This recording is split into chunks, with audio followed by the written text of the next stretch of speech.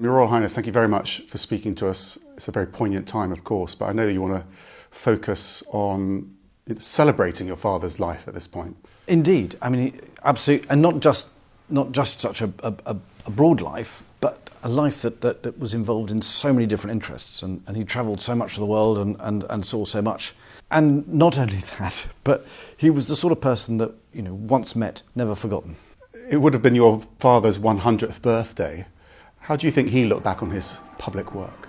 He was always incredibly self-effacing. It wasn't about him, it was about other people. He just gave them the nudge, encouragement, and off they go. And tragically, it wasn't until he passed away that everybody went, wow, that's what he did?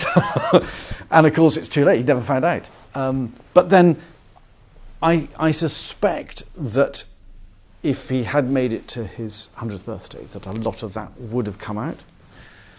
And it would have been lovely for him to have heard it himself. But then again, because he was just so self-effacing, he just wouldn't have wanted the fuss and the bother. And I don't think he ever really necessarily wanted to reach his, because I just think he thought there'd just be too much fuss. And that wasn't him. That was just not him at all. You're very focused on the Duke of Edinburgh award scheme, which many people may think of as an outward bound scheme, but actually it's more than that, isn't it? It's almost a motivational self-confidence exercise. Well, it's a framework. It's a framework of activities. It was to encourage young people and adults to get involved in non-formal activities, so out of classroom learning.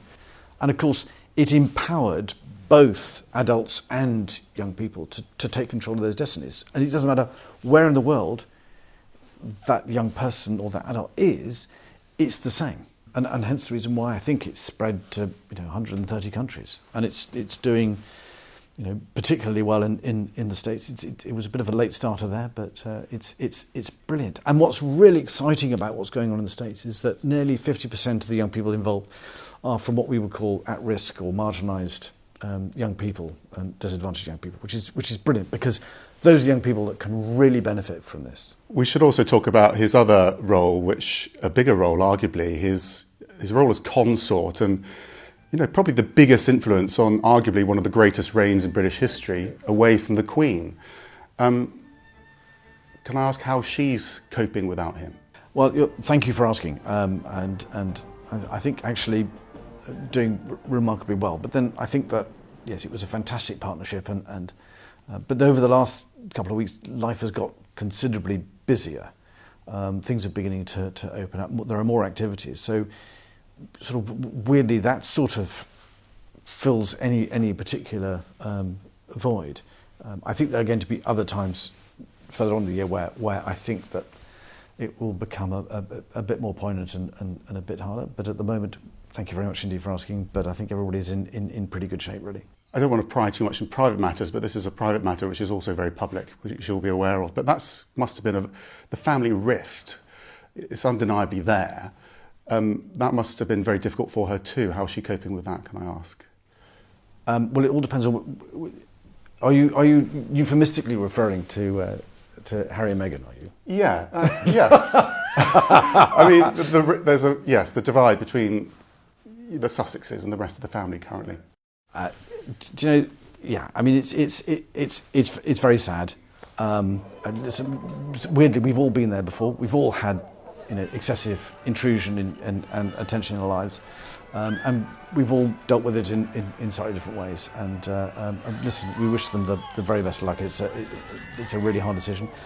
Fantastic news about the baby. That's great. I hope they'll be very happy with that. And it's just, listen, families are families, aren't they, really? They are, and I think you're right. They do happen in all families. It's just the very public nature of this. And I wondered how difficult that had been for her. It's difficult for everyone. It's difficult for everyone.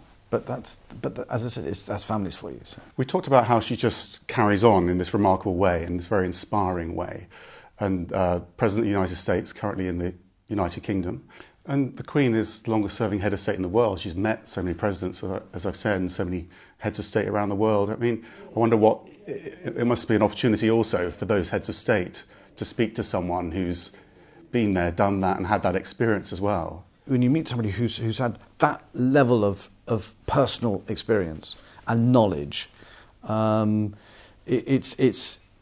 sometimes it's slightly sort of, it can slightly overrule some people, you know, and I think most people come away wishing that they'd had a bit longer. That's usually the response. God, just so would have liked to had a little bit longer, because that was fascinating. And they always stay private, these conversations, don't Yeah. they? So it's almost like a very high level of counselling in many ways, and prime ministers have spoken about that. And it's very, very important that the fact that they all stay private is something that is a bit strange in this world. You know, you expect a communique to appear almost instantly, or a press conference. The fact that nothing like that happens does mean that actually people really do respect the fact that this is a genuinely private, off-the-record conversation. So they really can talk about things and get to the heart of things in a very genuine fashion, because they know it's not going to come out. Does she ever let slip to you in any way? Goodness gracious me. Sunday lunch? Of course not. Of course not. So you won't hear anything about the meeting with President Biden? Well, even if I did, I've forgotten about it the next day. Thank you very much for speaking to me. Pleasure. Thank you for your interest.